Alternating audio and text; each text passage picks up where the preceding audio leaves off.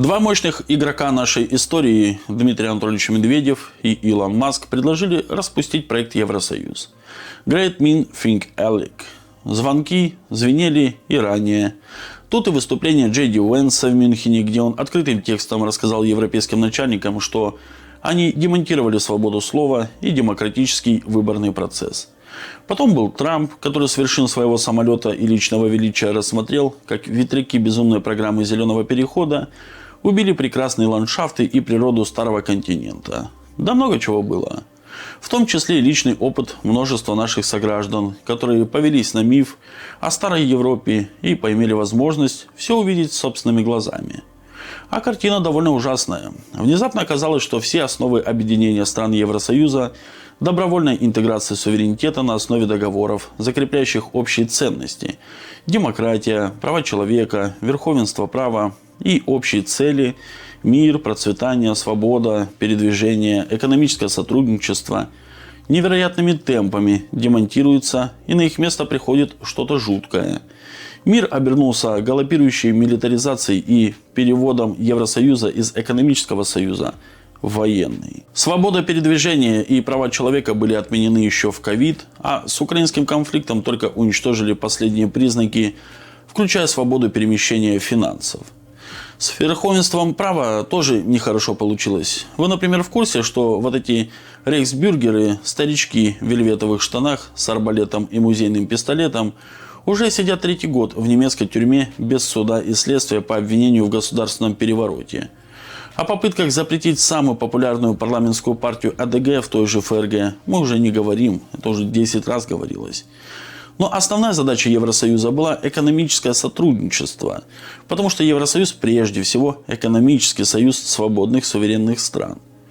Как осуществлялось это самое экономическое сотрудничество, можно рассмотреть на примере любой страны. Но пусть это будет, допустим, Португалия. Пока Евросоюз исполнял базовые функции, хитро сделанные португальцы умудрились за счет Евросоюза улучшить инфраструктуру, закупиться винным оборудованием и пересадить виноградники.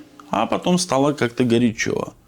Сначала им начали навязывать каких-то беженцев из мусульманских стран, и по всей Португалии появились билборды «Решаем миграционный вопрос с 1565 года». Намек на то, как выперли мавров и евреев с территории. А потом Евросоюз под разговоры про все хорошее запретил португалам торговать своими бананами с Мадейры. Вкуснее всего этого эквадорского фуфла в миллион раз. Причина? Они некрасивые. Шутка про измерение кривизны бананов для евросоюзного рынка – это вообще-то не шутка. Вот такой уровень экономической мысли у специальных департаментов Еврокомиссии. Но дальше больше. Евросоюз начал уничтожать рыбную промышленность Португалии, вводя чудовищные условия, и целые рыбацкие кооперативы пошли на дно. Зато теперь вдоль побережья Португалии добычей занимаются испанские суда, которым передали эти квоты. Почему? Зачем? Да Евросоюз на такие глупые вопросы вообще не отвечает. Так надо. И поэтому традиционную португальскую соленую треску, бакалау, поставляют из Норвегии. Почему? Да не волнует. Вам сказали, выполняйте. И таких историй может рассказать любая страна Европы тысячи. Процесс рандомного разрушения национальных экономик требует очень много рабочих рук. И поэтому аппарат Еврокомиссии начал невероятно разрастаться.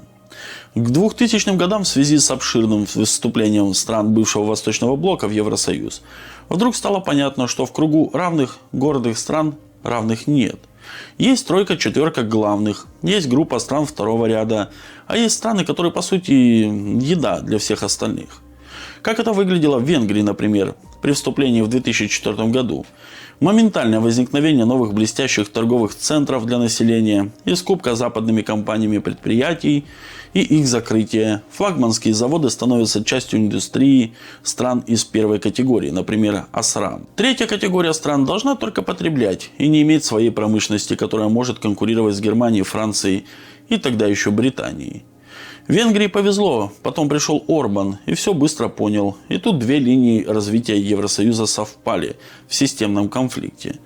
Дело в том, что ставленница Меркель и Макрона, госпожа фон дер Ляйен, бывшая министерка обороны Германии, которая только-только выбросила все 4 мобильных телефона с перепиской про бюджетики министерства, становится главой Еврокомиссии и очень быстро подминает под себя буквально все.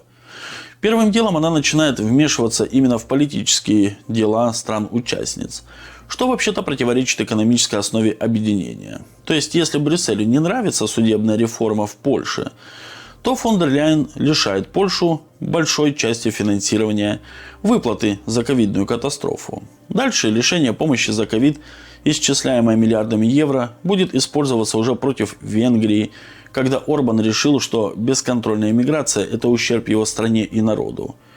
Распоряжаясь бесконтрольно огромными финансами, прекрасный пример миллиарды на вакцину, переписка с Pfizer тоже уничтожена. Мадам фон дер Ляйен ощутила себя императрицей Европы. И то, что впервые проявилось в нулевые, расцвело по полной программе. Сейчас Брюссель под ее руководством буквально ломает страны Евросоюза через коленку. Для нее сейчас главное сломить сопротивление отдельных стран. Поэтому вводится новая норма исключения стран-диссидентов из голосования по любому вопросу. А вопросов много. Это и совершенно противоправное финансирование войны на Украине. Украина не член Евросоюза. С какой стати? Создание оборонного союза, то есть конструирование Евросоюза как военного союза, а не экономического, что прямо противоречит уставным документам. Бесстыдное обслуживание военно-промышленного комплекса в ущерб благосостоянию народов Европы. И, как полагается, создание своей разведки и своей машины по подавлению свободы информации.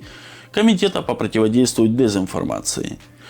Буквально каждая инициатива мадам ФДЛ служит укреплению личной власти, а в результате росту противоречий внутри Евросоюза. Все больше стран пытается не соглашаться с решениями Еврокомиссии, но на них оказывается невероятное давление, вплоть до физических покушений на политиков. Попытка ликвидации премьер-министра Словакии Фица тому пример. Собственно, невероятно, еще несколько лет назад тема войны Европы с Россией – это попытка запугать не только население, но и местных политиков с целью объединения всех сил вокруг безумной мадам ФДЛ, которая буквально узурпировала власть. Это бесконтрольная власть, которой практически не перечит депутатики Европарламента с зарплатами минимум 10 тысяч. Плюс бизнес-класс в родные страны каждые выходные. Потрясающе быстро развратила всю Еврокомиссию. Почему мадам ФДЛ можно договариваться по понятиям с SEO Pfizer бурлой на 45 миллиардов, а остальным нет? В прошлом году уже разразился громкий коррупционный скандал с евродепутаткой из Греции. Все как полагается, с чемоданами налички. А только что очередной похожий и системный, имеется в виду госпожа Могерини, бывшая подчиненная мадам ФДЛ, которая мухлевала с тендерами ради того, чтобы организовать себе теплое местечко в новом учебном заведении, которое готовит кадры для международного отдела Еврокомиссии. Но ведь не она одна работает на развал Евросоюза. Вся тема с грабежом русских денег, которые как бы лежат в Бельгии, никто не знает точно, существуют ли они нынче вообще.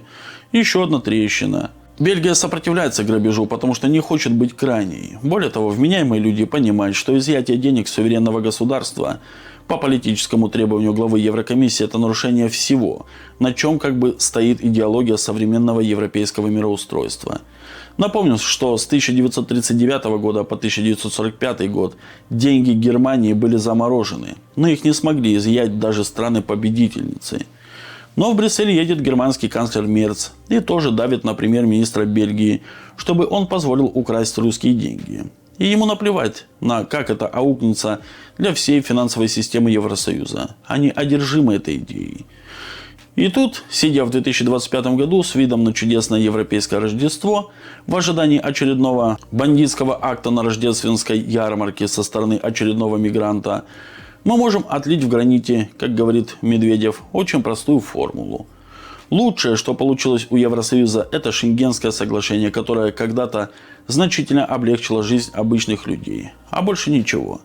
Все остальное боль и катастрофа. Да и Шенгенские соглашения то там, то здесь де-факто отменяются. И между славными членами европейской семьи опять стоят пограничники, патрули и собаки.